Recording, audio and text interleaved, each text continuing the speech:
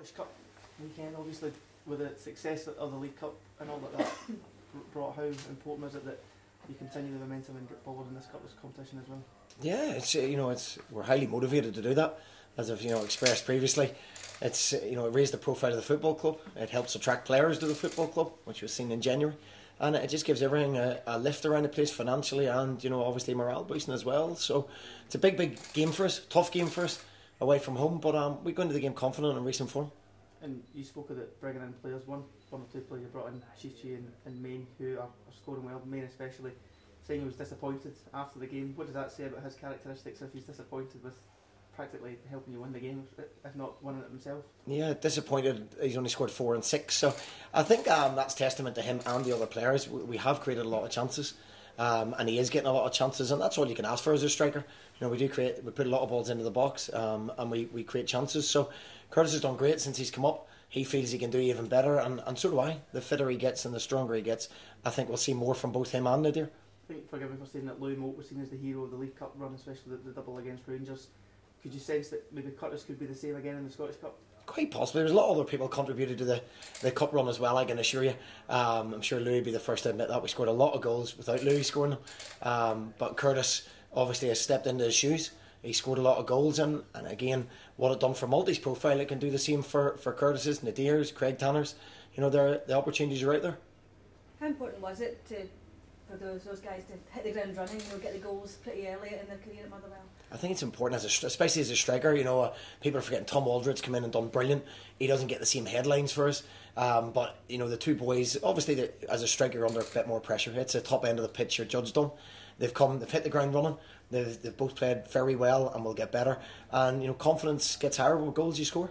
And because all eyes were on them, weren't they, after Louis going as well? Does that make it more satisfying for them that they can do that and prove people straight away? Yeah, I don't think Curtis actually knows where we're playing half the time, so he's absolutely lost in Scotland. So I don't think he's felt any kind of pressure.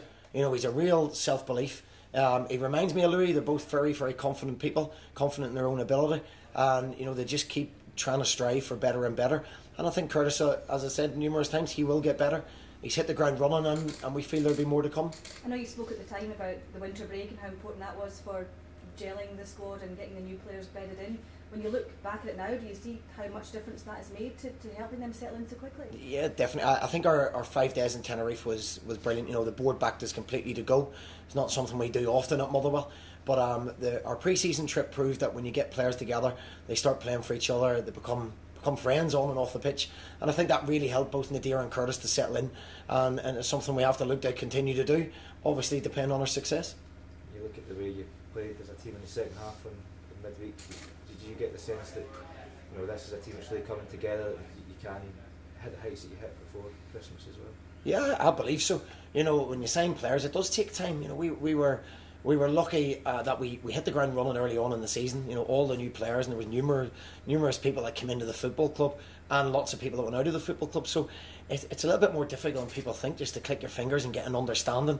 I think you can see the understanding now is coming between the three strikers, whichever way we play, and they will get better and better. And I felt on Tuesday night, that we were back to what we really do well. We were aggressive, we played at a high tempo, and we earned the right to play football. We're certainly not a team that can play like Man City right from the kick-off, and we play ball through the midfield third and that. We don't have the players to do that. We have players that are very good at the way we play, and our budget allows us to recruit players to get that. I think second half we earned the right. Our play on the ball, off the ball organisation, but especially on the ball, we were very, very good at times.